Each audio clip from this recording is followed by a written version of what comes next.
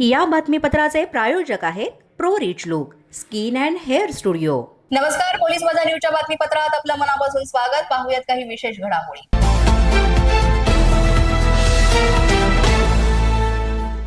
पुण्यामध्ये पुन्हा एकदा कोयत्याची दहशत पाहायला मिळालेली आहे. पानटपरी आणि व्यावसायिकावर हल्ला करण्यात आल्याची ही घटना आहे.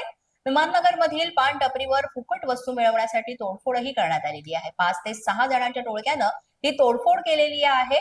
या हल्ल्यात काही आरोपी हे अल्पवयीन असल्याची माहिती समोर आली. या घटनेमुळे परिसरामध्ये भीतीचं वातावरण निर्माण झालं असून नागरिकांनी गुन्हेगारांवर कठोर कारवाईची मागणीही केलेली आहे. दुकानदारांना फुकट वस्तू दिल्या नाहीत म्हणून कोयत्यानं यावेळेस हल्ला करण्यात आलेला आहे. 5 ते 6 लोकांनी हा कोयता घेऊन हल्ला केलेला आहे. पानटपरीचंही यामध्ये मोठं नुकसान झालेलं आहे. याचा तपास पोलीस करीत आहेत. मात्र अशा पद्धतीने हल्ले होत असताना लोकांमध्ये भीतीचं वातावरण तयार होत आहे. पोलिसांनी यावर कारवाई करावी अशी मागणी आता जोर धरतीये.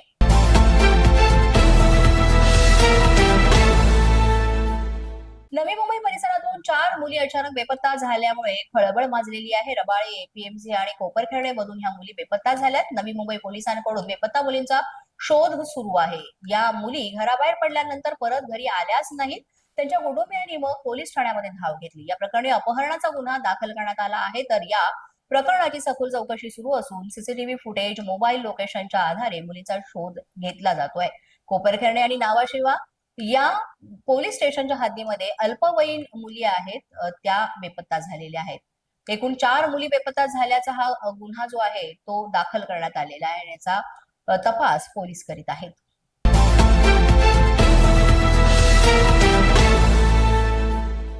बातमी कोल्हापूर येथून आहे. कोल्हापूरमध्ये एका जीएम ट्रेनर कडून घातक इंजेक्शनची विक्री होण्याची जी बातमी आहे ती मिळते.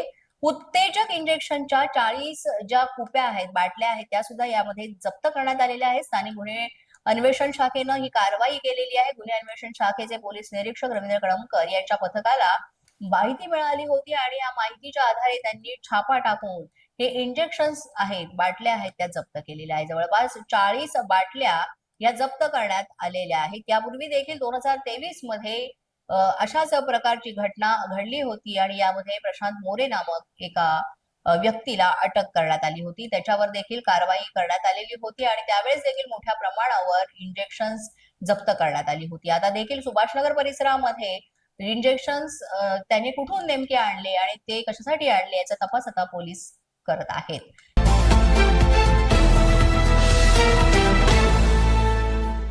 पोलीस माझा न्यूजच्या बातमीपत्रात वेळ झाले का छोट्याशा विश्रांतीची. पाहत रहा पोलीस माझा न्यूज. या बातमीपत्राचे प्रायोजक आहेत pro rich look skin and hair studio. विश्रांतीनंतर पुन्हा एकदा पोलीस माझा न्यूजच्या बातमीपत्रात आपलं मनापासून स्वागत.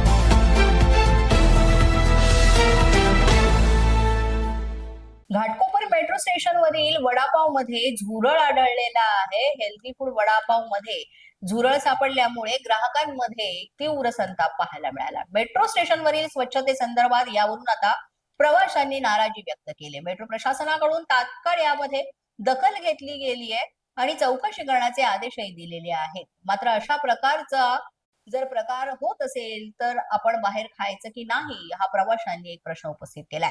घाटकोपर मेट्रो स्टेशनवर वडापाव मध्ये झुरळ आढळून आलेला आहे आणि त्यामुळे संताप व्यक्त केला जातोय.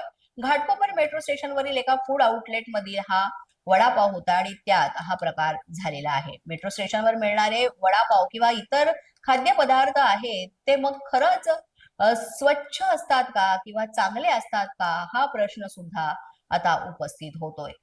यानंतर लगेच मेट्रो प्रशासनानं वडापाव दुकानदाराला काही नियमावली आणि चौकशीचे आदेश दिलेले आहेत.